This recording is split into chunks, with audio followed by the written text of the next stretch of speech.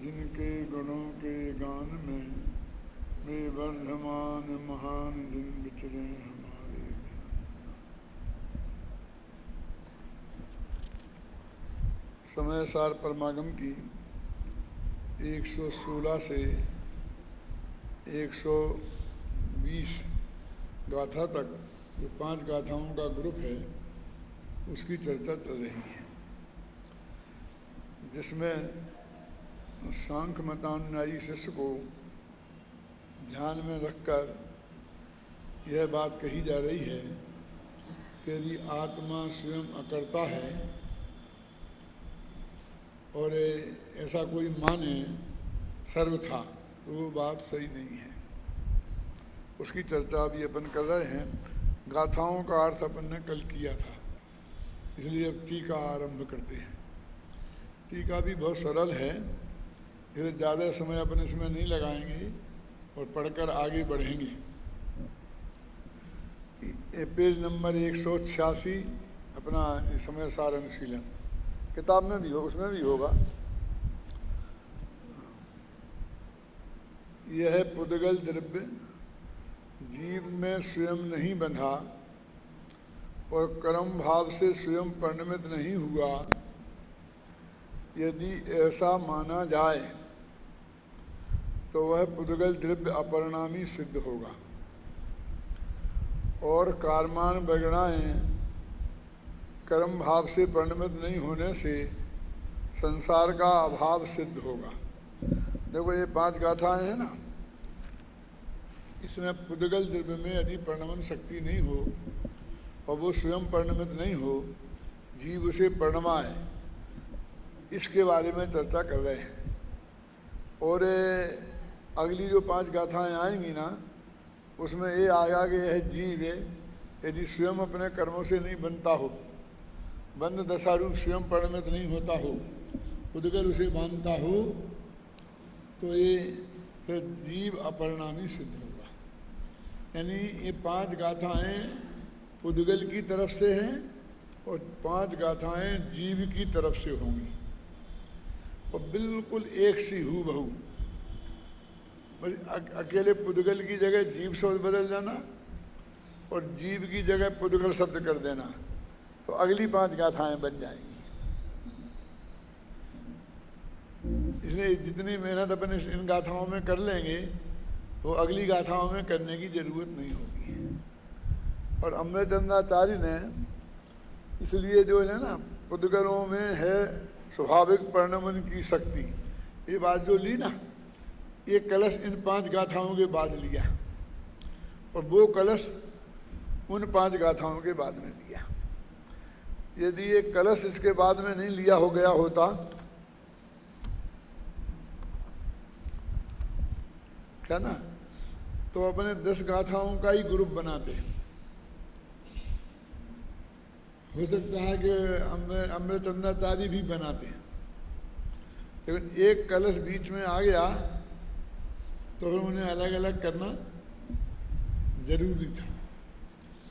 ये अलग जानते हैं, अलग व इकट्ठी गाथाओं किस आधार पर की जाती हैं, ये शायद आप लोग नहीं समझते होंगे। कुछ गाथा ऐसे होते हैं कि जिनका एक गाथा में अर्थ ही नहीं निकलता है। जब तक ये 5 गाथाएं एक साथ नहीं पढ़ोगे तब तक बात पूरी नहीं होती है, उनमें कंटिन्यूशन में बात चलती है, तो उन गाथाओं को अलग नहीं किया जा सकता है। देखो भक्तांबर महाकाव्य है ना, तो उसमें आपने देखा होगा शुरू के 2 छंद हैं, उनमें युग्मम लिखा रहता है। युग्मम अंत में ऐसा लिखा रहता है, युग्मम। कभी ध्यान दिया, कभी सोचा कि युग्मम का क्या मतलब है? वो ये कहना चाहते हैं कि इन 2 गाथा छंदों को एक साथ पढ़ो और एक साथ इनका अर्थ करो, क्यों अकेले एक छंद में अर्थ होगा नहीं, आप पढ़ो तो नहीं होगा। भक्तांबर प्रणत मौल मणि प्रभाणम मुद्दोतकम ललितम पाप तमोबितानम सम्यक प्रणम्य पाद युगम एकादा। अब सम्यक प्रणम्य अच्छी तरह नमस्कार करके यहाँ खत्म हो रहा है वाक्य, बोलो हो जाए, कोई क्रिया नहीं है ना, करना क्रिया तो है, करोति, लेकिन उसमें एक त्व प्रत्यय लगाकर, लप लप प्रत्यय लगाकर करके ऐसा बना दिया गया है, भाववाची है ना। तो बात पूरी हुई नहीं कि करके तुम क्या कर रहे हो, कि मैं आदिनाथ भगवान की स्तुति करता हूँ। तो प्रथमम जिनेन्द्रम स्तो से, मैं पहले जिनेन्द्र भगवान की स्तुति करता हूँ, तो वाक्य वहाँ जाके खत्म होता है। ऐसे इन 5 गाथाओं में देखेंगे आप, जो छोड़ नहीं सकते हैं। तब एक नियम और समझ लो कि 2 गाथाएं का अर्थ एक साथ होता है तो उन्हें बोलते हैं युग्मम, 3 का अर्थ एक साथ होता है तो उसे बोलते हैं विशेषकम, विशेषकम लिखा होगा, और 4 या 4 से अधिक गाथाओं का अर्थ एक साथ हो तो उसे में लिखा रहता है कुलकम, जो कुल है ये नियम है। शायद सब जानते होंगे विद्वान लोग, तो मेरे ख्याल से अभी विद्यार्थी जानते कि नहीं जानते पता नहीं है। मैंने कुलकम लिखा हो, विशेषकम लिखा हो, युग्मम लिखा हो, तो उसका क्या अर्थ है। अभी हमने जो समय साथ टीका में कुछ ऐसा किया है कि पहले नहीं थी 2 गाथाएं इकट्ठी और अपन ने की हैं, तो उसमें और तो कोई तकलीफ नहीं आती है।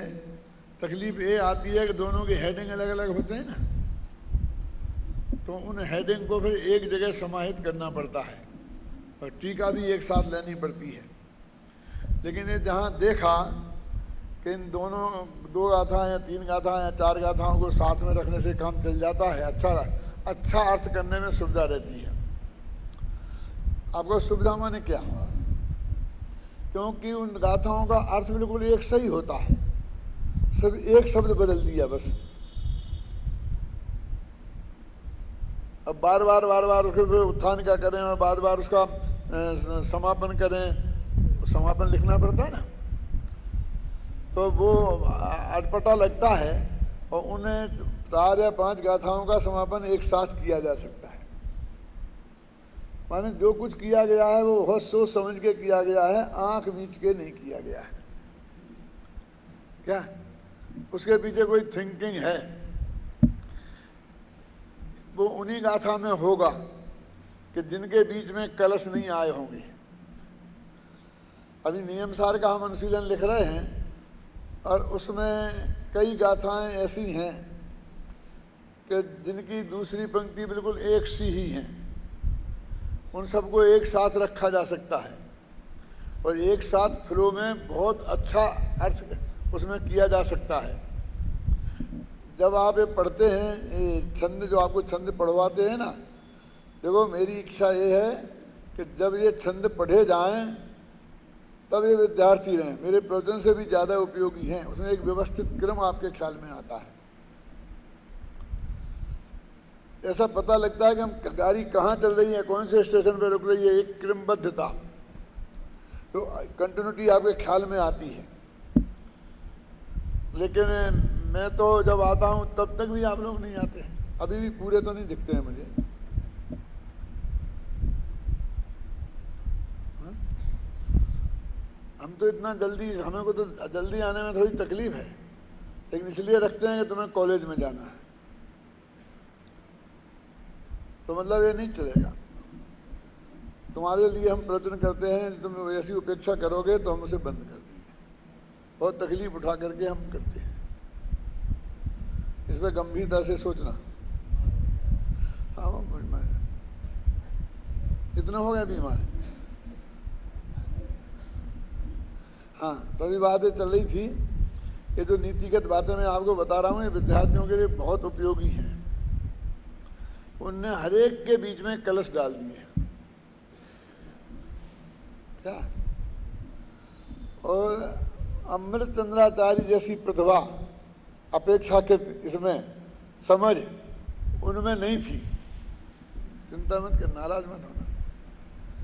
अब वो जो कलश हैं बस भगवान की भक्ति के डाल दिए, कुछ भी उससे कोई विषय वस्तु से संबंधित नहीं है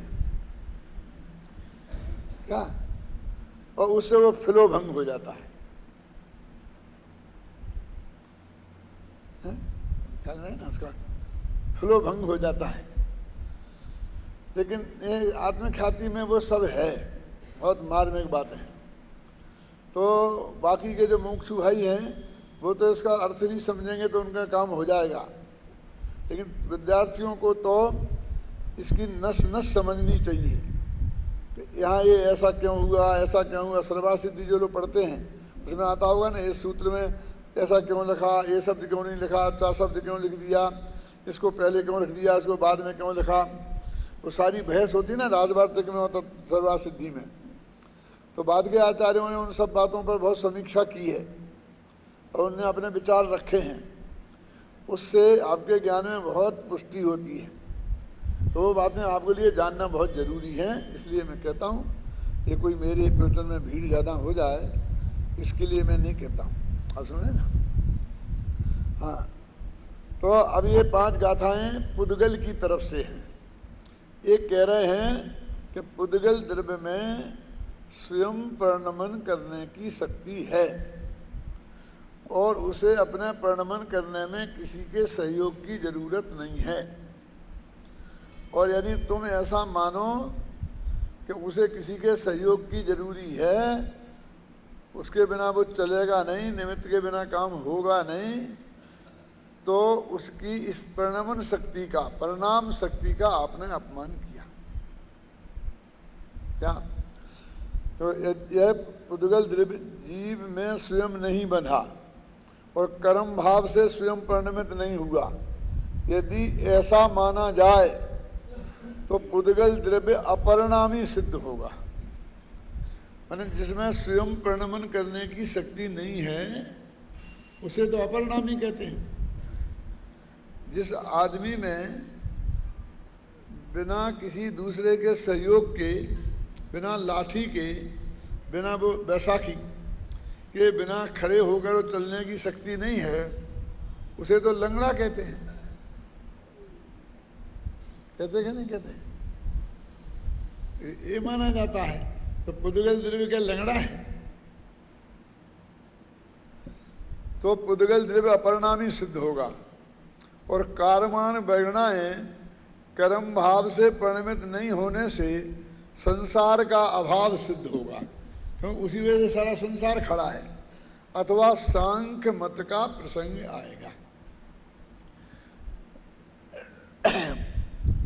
लोक में ये नियम है कि सारे पुद्गल द्रव्य का परिणमन कौन करेगा? ईश्वर को मानना पड़ेगा, फिर हमें करता। क्यों? कि हम तो जिनका हमारा प्रयोजन है हम उसको ही परिणमाएंगे ना। हमने इस टेबल का रूप दिया, ये दिया, एक बेंच बनाई, ये सब किया, लेकिन एक हम कितने का करेंगे? कितने जंगल पड़े हैं, पड़े ना प्रथम, तो उनको कौन करेगा?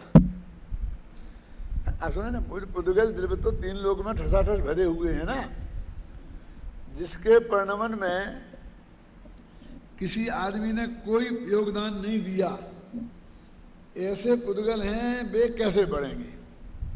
आप ये भ्रम पैदा कर लेते हैं कि ये जो हमने पेड़ पौधे लगाए हैं साथ थोड़े बहुत, इसे हमने सींचा है, पाला है, पोसा है, ध्यान रखा है, तब ये है ऐसा हरियाली, और हम एकदम उसके हम में बहुत मस्त हो जाते हैं। लेकिन इतने इतने बड़े बड़े जंगलों में उन पेड़ों को कौन पानी देता है? क्यों? उनको कौन बोता है, कौन बीज डालता है, कौन खाद पानी देता है? लेकिन वो उग रहे ना। प्रकृति में बहुत बड़ी व्यवस्था है। एक वृक्ष के पैदा होने के लिए एक बीज चाहिए ना। उससे काम हो जाएगा कि नहीं हो जाएगा? लेकिन प्रकृति ने उसको इतने बीज दिए हैं एक एक वृक्ष को कि उसमें से 1 करोड़ में एक भी पेड़ बने तो पेड़ों की कमी नहीं आएगी। बट वृक्ष है, 1000 वर्ष से ज्यादा की उम्र होती है और कितने कितने छोटे छोटे बीज होते हैं, क्यों? और कितने बीज होते हैं, कितनी जबरदस्त व्यवस्था की प्रकृति में है क्या नहीं है? तो तुम्हारे ऊपर नहीं है वो निर्भर।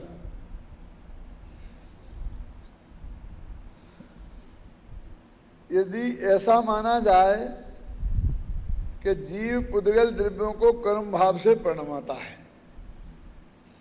माने कार्यान परिणाम को जीव ने प्रणमाया है, तो यह प्रश्न उपस्थित होता है कि स्वयं नहीं परिणमती हुई उन कार्यमान वर्णाओं को चेतन आत्मा कैसे परिणमन करा सकता है? यदि वे परिणमन नहीं होए तो उन्हें कैसे करा सकता है? जब देखो ये हाथ अपन मोड़ते हैं ना, हम बराबर देखो आपको ऐसे मोड़ दें तो ये हाथ इधर को मुड़ता है कि नहीं मुड़ता? तो मुड़ता है, तो यही मोड़ सकते हैं ना। और पीछे को कि नहीं मुड़ता है तो आप भी नहीं मोड़ सकते। समझ रहे हैं ना? ये हाथ ऐसा मुड़ता है और पीछे को नहीं मुड़ता है, तो जहां को मुड़ता है हम अभिमान करते मैंने मोड़ा। यदि तूने मोड़ा तो चाहे जहां को मोड़ दे ना। यदि ये पुद्गल द्रव्य स्वयं परिणमनशील नहीं है, ये तर्क कितना है, इसको बोलते हैं उभय तो पास। वेस्टर्न फिलोसफी में, वेस्टर्न तर्क शास्त्र में, लॉजिक में एक उभय तो पास नाम का दोष आता है। उभय तो पास उसे बोलते हैं कि दोनों तरफ से फंसे। उभय माने दोनों तरफ, उभय तो पास। और उसमें ये उदाहरण दिया जाता है, किताबों में लिखा है कि किसी व्यक्ति ने ये कहा कि जो तुम बोल रहे हो किसी मुसलमान मौलवी से, ये बात कुरान में लिखी है कि नहीं? तो उसने कहा कि नहीं, कुरान में नहीं है। तो हट जाओ गद्दी से। क्यों? कि जो बात कुरान में नहीं है वो सब तो हो ही नहीं सकती है। तुम्हारी बातें सुनने के लिए हम यहाँ नहीं बैठे हैं क्या? तुम्हारा बोलना फिर वो असत्य है, अनुपयोगी है। तो उसने कहा हाँ कुरान में लिखी है। ये कुरान में लिखी ही है तो फिर तुम्हारा क्या किया तुमने क्या किया? मैं दो ही तरफ से उत्तर देना तो उसको फंसाना, और उसके बचने की भी विधि लिखी है। उसके 2 विधियां हैं, एक सिंह निग्रह विधि और एक मध्य निर्गमन विधि। मैंने कभी चर्चा की है पहले इनकी। यदि आप ताकतवर हो और आप समझते हो कि हमने इसको सिद्ध पार सकते हैं तो सिंह निग्रह विधि का प्रयोग करो। यदि आप अपने को कमजोर महसूस करते हो तो मध्य निर्गमन विधि का प्रयोग करो। ये कौन सी विधियां हैं? कि एक सांड, शक्तिशाली सांड आपके सामने आपको मारने के लिए आ जाए। अब आपके पास बचने का क्या उपाय है? कि यदि आपकी भुजाओं में इतनी ताकत है कि उसे आप निर्मत कर सकते हैं तो आपके दोनों सींग उसके ऐसे पकड़ लूंगा और फिर दबा दूं नीचे को कि वो हिल भी नहीं पाए। इसको बोलते सिंह निग्रह विधि। सिंह माने शेर नहीं, सिंह माने सींग। सींग पकड़ के दबा देना। और आप समझते हो कि भैया ये तो उठा के फेंक देगा और बुरी हालत हो जाएगी, तो उन दोनों सींग के बीच में हो जाओ और वहां डटे रहो पकड़ के अच्छी तरह से। फिर वो कितना ही कहीं मारेगा, उन सींगों को दीवार में मारेगा, पेड़ से मारेगा, क्योंकि वो तुम्हारे लिए तो सींग ही टकराएंगे, उसे ही चोट लगेगी, तुम बच जाओगे। क्या क्या नाम, मध्य निर्गमन विधि के बीच से निकल जाओ, क्योंकि उसके सींगों में मुड़ने की ताकत नहीं है। भाई ऐसे के हैं तो ऐसे ही रहेंगे वे, समझ में है ना।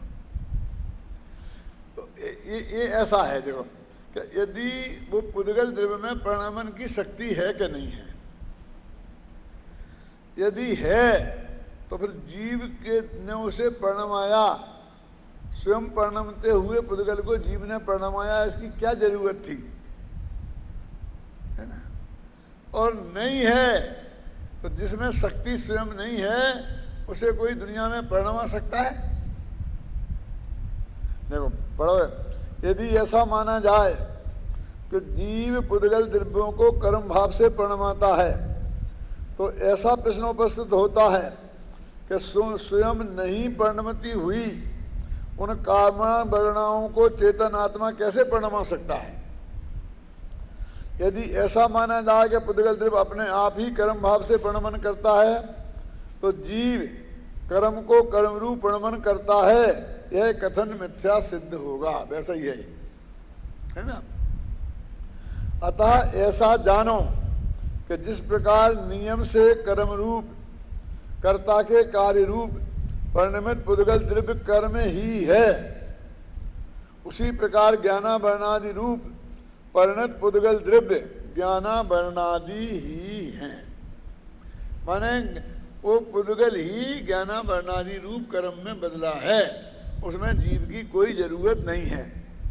उक्त गाथाओं की उत्थानिका में आचार्य अमृतचंद्र लिखते हैं कि अब सांख्य मतानुयायी शिष्य के प्रति पुद्गल द्रव्य का परिणाम स्वभावत्व सिद्ध करते हैं।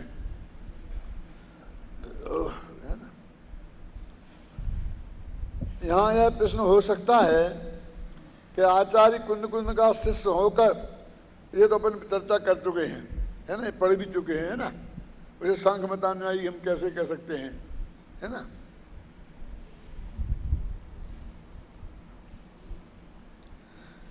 सबसे नीचे की दो पंक्तियां पढ़ो। इन गाथाओं में संयुक्ति यह सिद्ध किया गया है कि पुद्गल द्रव्य स्वयं प्रणमनशील है, उसे अपना प्रणमन में पर की लंच मात्र भी अपेक्षा नहीं है। तो कहते हैं निमित्त तो होता है ना, होने दो ना निमित्त को, वो कम इंकार करता है। फिर तो निमित्त तो रहेगा ही नहीं, क्यों नहीं रहेगा, निमित्त तो अपने कारण निमित्त होता है। मैंने पुद्गल द्रव्य को ये अपेक्षा नहीं है कि निमित्त आवे तो मैं प्रणमित हूं, ख्याल में ना। सवाल है पुद्गल द्रव्य पूर्णतः स्वतंत्र। देखो कर्ता किसे कहते हैं, तो दोनों व्याकरण में लिखा है स्वतंत्र कर्ता, ये सूत्र है ना। तो स्वतंत्र रूप से प्रणमित हो से कर्ता कहते हैं। अपने समय सार में लिखा है या प्रणमति सा कर्ता, जो प्रणमित होता है स्वयं उसको कर्ता कहते हैं। इन गाथाओं का भाव आत्मख्याति में इस प्रकार स्पष्ट किया गया है। अब आत्मख्याति पढ़ते हैं अपन। यदि पुद्गल द्रव्य जीव में स्वयं अबद्ध रहे, में बंधे नहीं, और स्वयं एवं कर्म भाव से प्रणमित न हो तो वह अपरिणामी सिद्ध होगा। ऐसा होने पर संसार का अभाव सिद्ध होगा। कारण यह है कि कर्मान वर्णा के कर्म रूप हुए बिना जीव कर्म रहित सिद्ध होगा। ऐसी स्थिति में संसार कैसा, क्योंकि जीव और की कर्मबद्ध अवस्था का नाम ही तो संसार है। देखो आप कहते हो ना मैंने आम पकाए, क्यों जी, आप उन्हें आमों को नहीं पकाते तो वे आम तो पकते ही नहीं ना, फिर कच्चे ही रह जाते।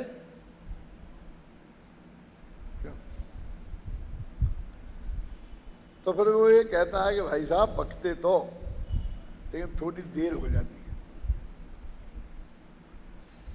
अच्छे नहीं पकते।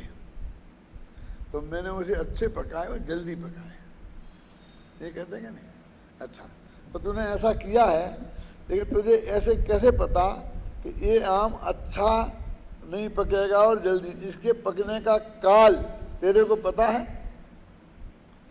अरे उस आम को पेड़ पे नहीं पकना था, ऐसे ही पाल में पकना था और इसी समय पकना था, ये अनंत काल पहले से नक्की था। कि मैं नहीं पकाता तो, मैं उसको उस पाल में नहीं डालता तो, बोलो सबके हृदय में एक उत्तर आया होगा, और कोई डालता। वो आम को पकना उस काल नक्की था, तो निमित्तों की तो कमी थोड़ी है। पकाने वाले तो लाखों लोग हैं, वस्तु तो एक है, उपादान तो एक ही है, निमित्त तो बहुत है। हम आपको नहीं पढ़ाते तो और कोई पढ़ाता। यदि हमारे भाग में पढ़ना लिखा था तो हम बिना पढ़े नहीं रहते। लेकिन ये उत्तर सही नहीं है, क्योंकि हमने फिर उस वस्तु की अव्यवस्था को स्वीकार कर लिया। कोई ना कोई इसमें क्या तकलीफ होगी कि फिर हम निमित्त को खोजें, फिर अच्छे निमित्त को खोजें, फिर निमित्तों की खोज का काम शुरू हो जाएगा। क्या महावीर जी ख्याल में आई बात? तो क्या है सही उत्तर फिर इसका? क्या जवाब देना चाहिए?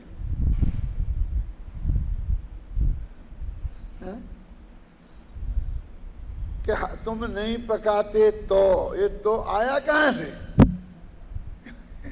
तुम्हारा भी अनंत काल पहले ये विकल्प था कि तुम्हें ऐसा विकल्प आने ही वाला है, ऐसी क्रिया तत्समय में होने ही वाली है। जो वस्तु व्यवस्था सही है, हम उसके अनुरूप ही जवाब दो कि तुम नहीं तो तुम जैसे सैकड़ों मिल जाएंगे, ऐसा जवाब क्यों दो? समझदारी किसमें है बोलो? हमारे पिताजी एक किस्सा सुनाते थे, बहुत मार्मिक है, आप भी सुनना।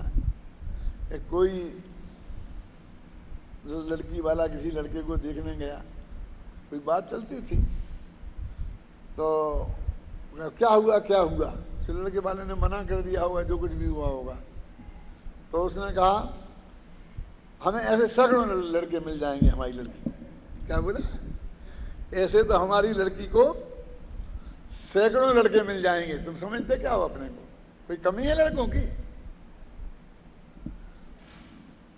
तो उसने जवाब दिया बहुत धैर्य और शांति से कि भाई साहब क्यों नहीं मिलेंगे, जरूर मिल जाएंगे, ढूंढ लेना। हमारे लड़के को तो अदद एक लड़की चाहिए, सैकड़ों नहीं चाहिए। यदि तुम्हारी लड़की को सैकड़ों की जरूरत हो तो सिर्फ सैकड़ों खोज लेना। क्या क्या क्या क्या जवाब दिया? कि तुम्हें सैकड़ों चाहिए ना, मतलब किसी लड़की को सैकड़ों पति थोड़ी चाहिए पड़ते हैं, एक ही पर्याप्त होता है ना।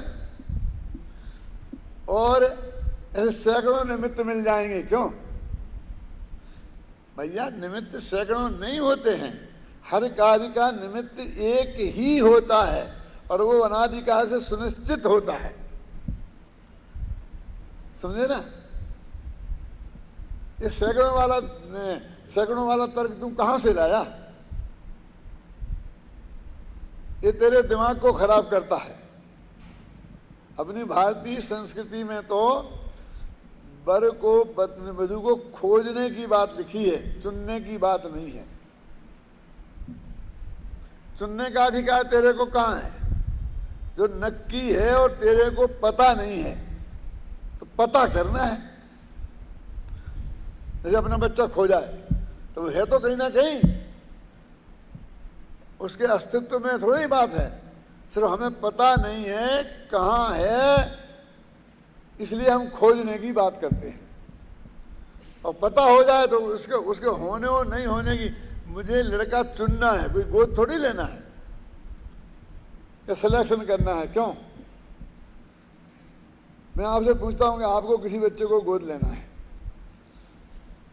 और जिस बच्चे को आपने खूब खोज कर हजारों में से चुनकर के एक को खोजा और गोद लिया, यदि भगवान महावीर से पूछा जाता कि ये बच्चे को गोद लेगा कि नहीं, और लेगा तो किस बच्चे को लेगा, तो बता सकते थे कि नहीं?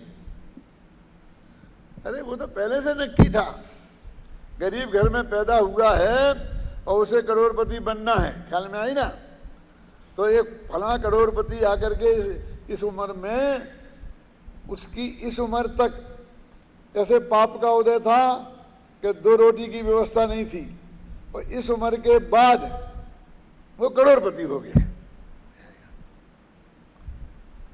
हो जाता कि नहीं हो जाता, बोलिए?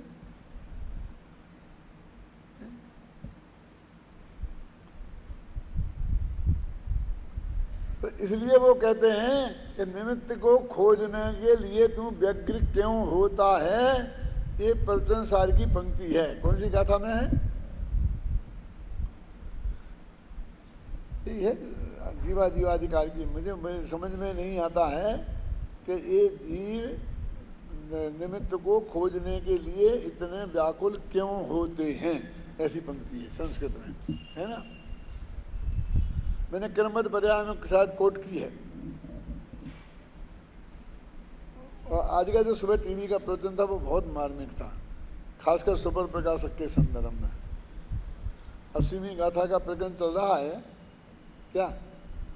तो वो कहते हैं कि उन्होंने तो पहले पर को जानने की शर्त रखी। तुझे मोह का नाश करना है तो पहले आत्मा को जान नहीं लिखा, जो अरहंत भगवान को द्रव्य गुण से पर्याय से जाने, जो जानती अरहंतम दिव्यत्व गुणत्व प्रत्ययते ही। तो वो स्वयं है कि पर, बोलो अरहंत भगवान कैसा उपयोग ही नहीं है पर को जानना। बोलो अजित भाई, उनने तो कहा उपयोग ही नहीं बेटा, अनिवार्य है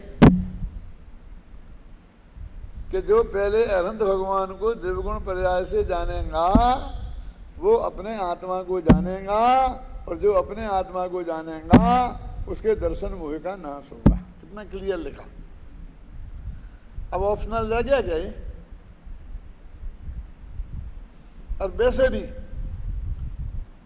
उपादान माने कर्ण लब्धि में आत्मा को उपादान से संबंध की प्राप्ति होती है, उसमें निमित्त नहीं होता। क्यों? और उसके पहले देशना लब्धि होती है। तो पहले कौन रहा? क्यों? और देशना लब्धि की जरूरत है तो वो देवशास्त्र गुरु के बिना नहीं होगी। और देवशास्त्र गुरु ये तीनों स्वा है कि पर, बोलो। अब वो कौन है, कैसा होगा, उस झगड़े में मत पड़ो। ज्ञानी होगा, अज्ञानी होगा, चौथे गुणस्थान वाला होगा कि केवली होगा। क्यों? किसी ने चौथे गुणस्थान वाले से तत्व ज्ञान समझकर और अपने आत्मा के कल्याण के लिए प्रयत्न किया तो उसमें वो असफल हो जाएगा क्या? और कहीं ने केवली से सुना तो क्या फर्क पड़ेगा? पद्म पर मलधारी देव तो ये कहते हैं, क्या केवली केवली लगा रखा है, हम बैठे ना तेरे सामने, हम समझा रहे तो समझता नहीं है। और केवली भगवान का विरह है, ऐसा लिखा है। और क्या लिखा? केवली के पास तू जाता तो क्या तुझे वे घोंट के पिला हाथेली पे आत्मा रख के बता देते? ऐसा लगा। ये केवली भगवान क्या करते? वहां भी तेरे को दिव्य ध्वनि में सुनने को ही मिलता कि भगवान के दर्शन हो जाते। कि दर्शन काय के होते? भगवान के नहीं होते, वहां भी शरीर के ही होते, पुद्गल के ही। और यहां भी मूर्तियां विराजमान है ना, और वाणी हमारे पास है और शास्त्रों में लिखी। रोता काय को है? काम तो करता नहीं है अपना। कि हमारे भाग में तुम्हें जैसे पंडित बने थे, कोई केवली नहीं मिला हमारे लिए। क्यों? क्यों? अरे भाई ये रोना मत रो। तेरे को यदि एक सिगरेट खरीद के पीना है तो जो यहाँ पान वाला है ना, उसके यहाँ वही सिगरेट मिल जाएगी। हैं? वो कंपनी वालों को याद मत करो। अपने घर आए तो नाग न पूछें और बामी पूजन जाए। अनंत भगवान का अपमान नहीं है। अरे अनंत भगवान का अपमान नहीं है। तेरा जो अनंत भगवान के नाम पर तुम वर्तमान में मुक्ति के मार्ग के पुरुषार्थ से विरक्त होना चाहता है, तेरी उस विरक्ति का अपमान है। क्या? ये तेरी उस विरक्ति के लिए बात कही जा रही है। अनंत भगवान की महिमा को कम करने के लिए ये बात नहीं कही जा रही है। क्यों? एक ज्ञानी धर्मात्मा से वो तत्व समझा जा सकता है, तो ये कहा कि तुम आनंद भगवान के कुछ श्रोताओं को कम कर रहे हो, ऐसा हुआ?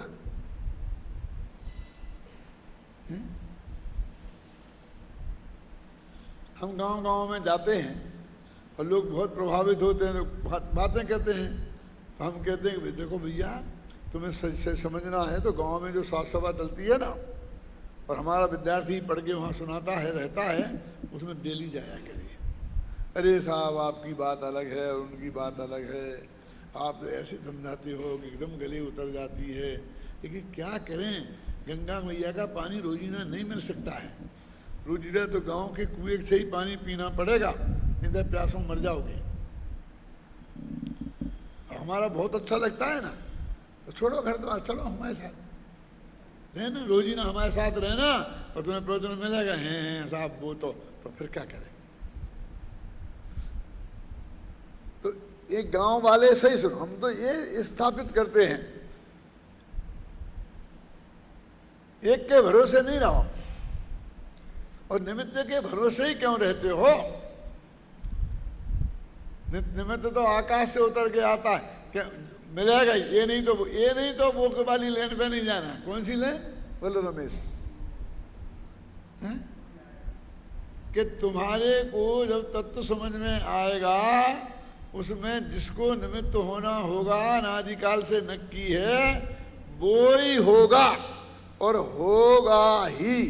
उसकी वजह से तेरा काम नहीं रुकेगा। मैं इसके लिए वो भी बहुत उदाहरण देता हूँ। सर्कस पे जो लड़की झूलती है ना, तो यहाँ एक झूले पे वो खड़ी होती है और दूसरा झूला अपने हाथ में पकड़े रहती है, कभी देखा होगा ना। फिर वो उस झूले को ऐसा फेंकती है, फिर वो झूला वहाँ आगे जाता है, उसके बाद में उस दूसरे झूले पे ये जाती है और वो इस झूले को छोड़कर उस झूले को ऐसा पकड़ लेती है, ये झूला वापस चला जाता है और वो झूले पे झूलने लगती है। क्यों जी? वो लड़की ये कहे कि वो झूला नहीं आया तो, और मैंने ये हाथ छोड़ दिए तो, और वो देख के थोड़ी पकड़ती है, वहां देखने की गुंजाइश कहाँ है? वो समझती है जिस ताकत से मैंने भेजा है वो इतने समय में वहां तक पहुंचेगा, वहीं तक जाएगा, उसके आगे नहीं जाएगा, और वहां से लौट के आएगा, उसे इतना समय लगेगा। वो उतने समय बाद यहां से दूसरे झूले पे जाती है। उस वक्त तो कोई उसके मशीन नहीं है, यंत्र नहीं है कि जिससे वो नापे समय को। क्यों? वो कितना एक्यूरेट समय नाप लेती है। उस पर जाती है और आंखें मीच के इसे छोड़ देती है, तो ऐसा हाथ करती है तो वो झोला उसके हाथ में होता है और वह बंद कर देती है। यदि उसे इतना भरोसा नहीं हो तो वो खेल नहीं दिखा सकती। अब तुम्हें निमित्त नहीं आया तो ये ऐसा कभी होगा ही नहीं। इसलिए उसकी तरफ देखने की जरूरत ही नहीं। इसको यहाँ क्या कह रहे कि निमित्त होगा, फिर भी पुद्गल में स्वयं परिणमित होने की पूरी शक्ति है। उसे किसी निमित्त की अपेक्षा नहीं है, उसे निमित्त के हाथ पैर जोड़ने की जरूरत नहीं है। तो फिर क्यों हम देवशास्त्र गुरु के हाथ पैर जोड़ें? इतनी पूजा भक्ति ये सब बेकार है ना। बात तो बिल्कुल सच्ची है, तुम्हारी इससे कुछ होने वाला नहीं है, घबराना नहीं। लेकिन जो चीज तुम्हें प्राप्त करने की लालसा है, वो जिनने प्राप्त कर ली है, उनकी महिमा हरेक के चित्त में आती ही है। इसमें वो हमारे उपकारी हैं, इसलिए निमित्त हैं, इसलिए नहीं। वो तो उस चौथे पांचवें गुणस्थान की, छठवें गुणस्थान की वृत्ति में ही शामिल है। क्या? जिसे विद्वान बनना है उसमें विनय तो आनी ही है, आएगी ही उसके पहले। उसके पहले नहीं आए ऐसा संभव ही नहीं है। क्यों नहीं है? किसी व्यक्ति की छाती पर बंदूक रखकर उसकी तिजोरी की चाबी ली जा सकती है, उसी से खुलवाई भी जा सकती है, और माल निकाल कर अपनी झोली में डलवाया भी जा सकता है। लेकिन किसी गुरु की छाती पे बंदूक रखकर कोई विद्या आज तक किसी ने सीख नहीं पाई, सीख नहीं सकता। क्यों? गुरु नहीं पढ़ाएगा। हम तो देखा डाकू लोग डॉक्टर को पकड़ के ले जाते हैं, अपनी अम्मा का ऑपरेशन करा लेते हैं जबरदस्ती फ्री में, उसकी बंदूक छाती पे रखते हैं। क्यों? अब वो कैसा हुआ है ऑपरेशन तुम जानोगे और अम्मा जी को पता लगेगा। क्यों?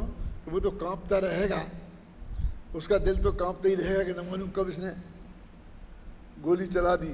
तो उसका हाथ कांप गया बेटा तो गई तेरी अम्मा जी।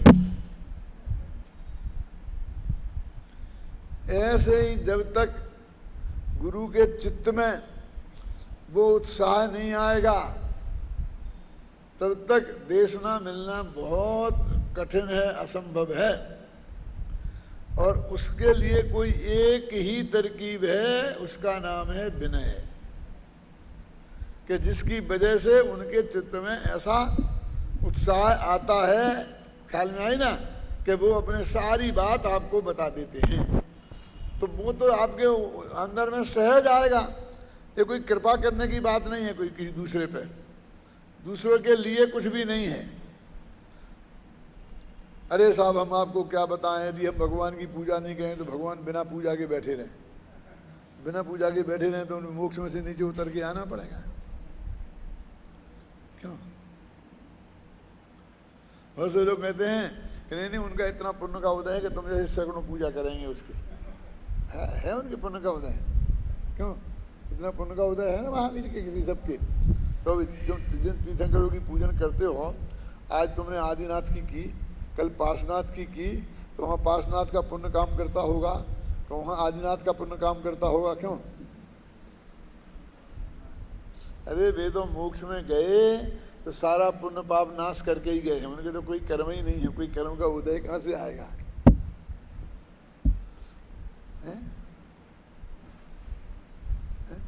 तूने ये जो सिलेक्शन किया है ये अपने विकल्प के कारण किया है, और वो विकल्प ज्ञानमय भी हो सकता है और अज्ञानमय भी हो सकता है। ज्ञानमय कैसे हो सकता है कि आज महावीर जयंती की है तो महावीर स्वामी की करना, सामने मूर्ति पार्श्वनाथ की है तो पार्श्वनाथ की करना, समझे ना। पावागिरी में गए हैं तो महावीर की करना, और चंपापुरी में गए हैं तो बांस पूज्य की करना। इस विकल्प सीधे सच्चे हैं, उसमें अपना कोई स्वार्थ नहीं है। और फिर ये कि पारसनाथ बाल वो देते हैं, महावीर बाल बच्चे देते हैं, मेरे तो बच्चे की कमी है, मेरे बच्चे तो ढेर सारे होते हैं, फैमिली प्लानिंग करानी पड़ी, मुझे तो पैसा की कमी है। तो पैसा देने वाले कौन से भगवान है भैया?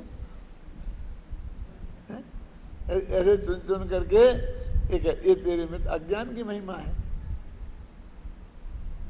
तेरे सिलेक्शन में किस बात का वो किया गया है ये इस पर निर्भर करता है।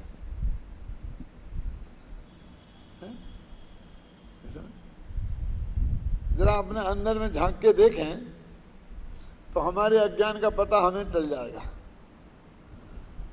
जैसे मैं आपसे कहता हूं कि कई जगह आपने देखी होंगी, नाराज मत होना, वो मूर्तियां हैं तो वो उसका मैं विरोधी नहीं हूँ, बहुत बढ़िया है कि बीच में आदिनाथ है, एक बगल में बाहुबली है और दूसरी बगल में भरत। कितने अच्छे लगते हैं।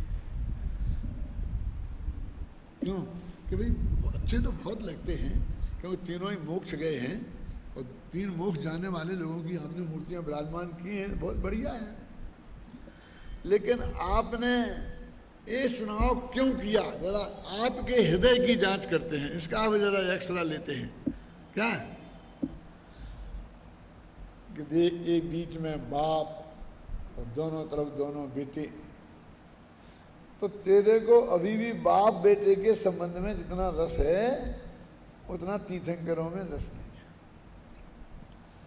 यदि बीच में आदिनाथ की और बगल में अजितनाथ की और संभवनाथ की होती तो बुरी लगती। क्यों?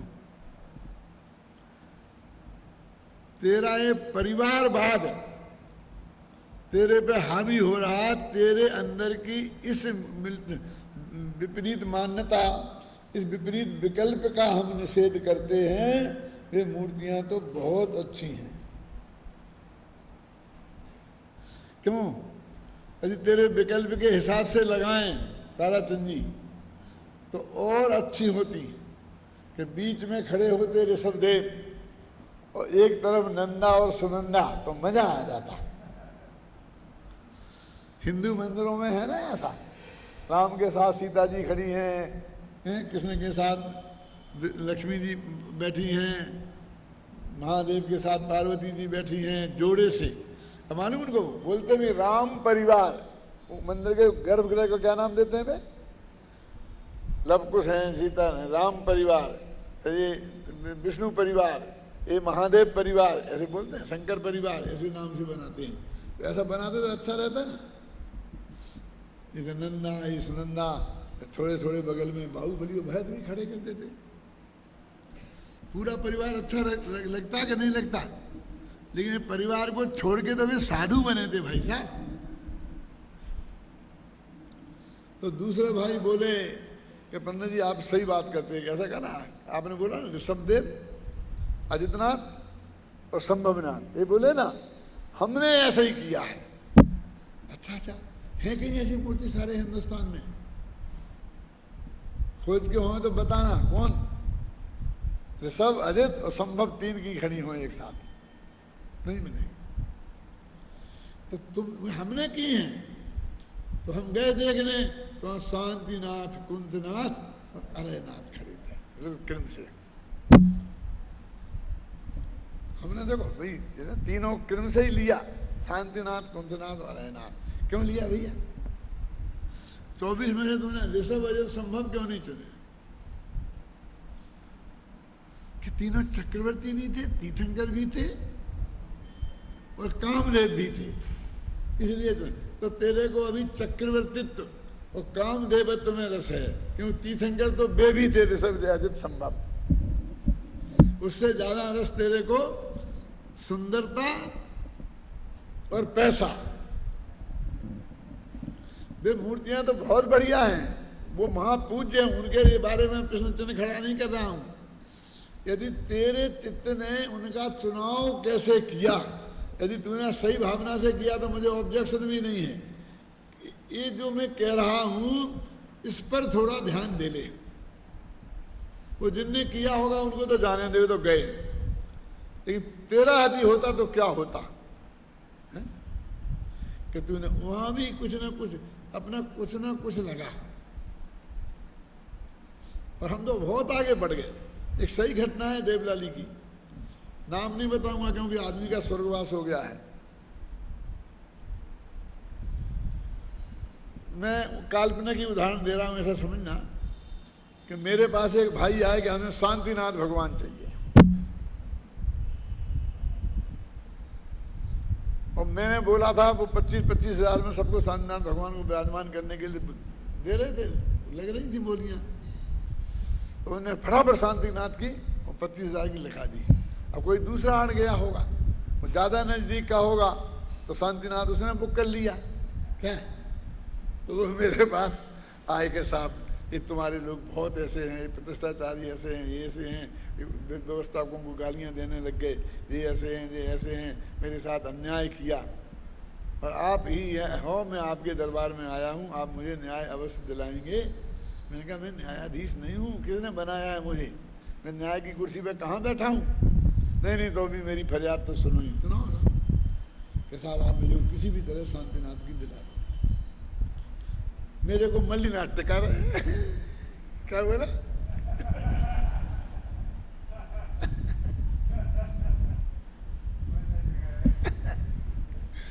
ये मल्लीनाथ का अपमान नहीं है? वे तीर्थंकर नहीं है, वे मोक्ष नहीं गए, उनमें क्या कमी है? मैं आपसे पूछता हूँ कि साहब कोई ले नहीं रहा मल्लीनाथ को, मुझे टिका रहे बस, सबसे ज्यादा रिजेक्टेड भगवान।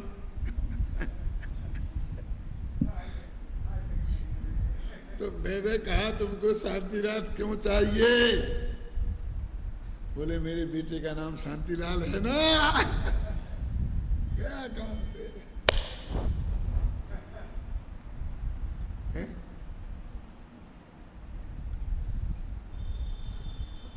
बहुत से लोग तो अपने बेटे का नाम महावीर इसलिए रखते हैं कि कम से कम जब मैं मरने लगूंगा तो मेरे मुख से महावीर महावीर निकलेगा तो लोग तो ये समझे कि मैं भगवान महावीर को याद करते करते मरा हूं।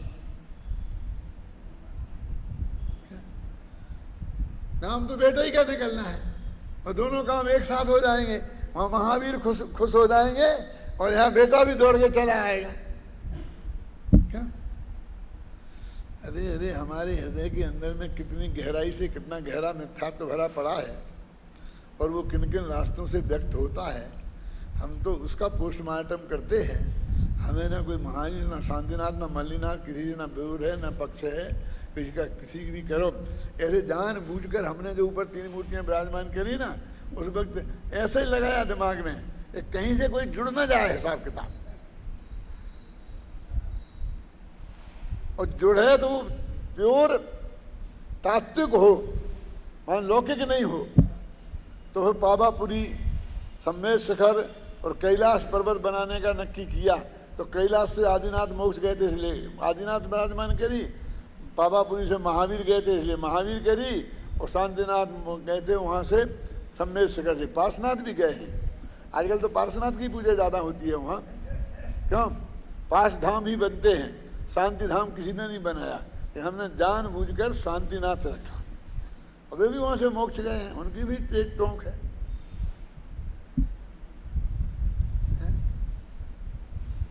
मेरे कहने का आशय ये है कि हमारे चित्त का परिमार्जन हमको कैसे करना चाहिए। ये हमें उस अज्ञान का निमित्त के लिए तुमको कभी वेट नहीं करना पड़ेगा। समझ गए ना? इसलिए कहते हैं कहाँ आ गए थे?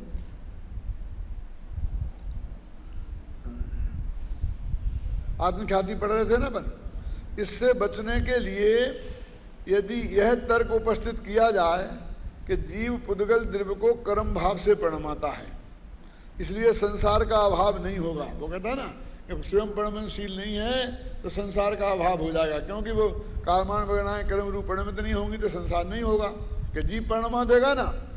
इस तर्क पर विचार करने पर यह प्रश्न उपस्थित होता है कि स्वयं अपरिणमित पुद्गल द्रव्य को जीव कर्म रूप प्रणमाता है कि स्वयं परिणमित पुद्गल द्रव्य को। वही बात जो मैंने तर्क दिया था ना ये हाथ को मोड़ने का। फिर इसका उत्तर इसमें आएगा, वो कल पढ़ेंगे।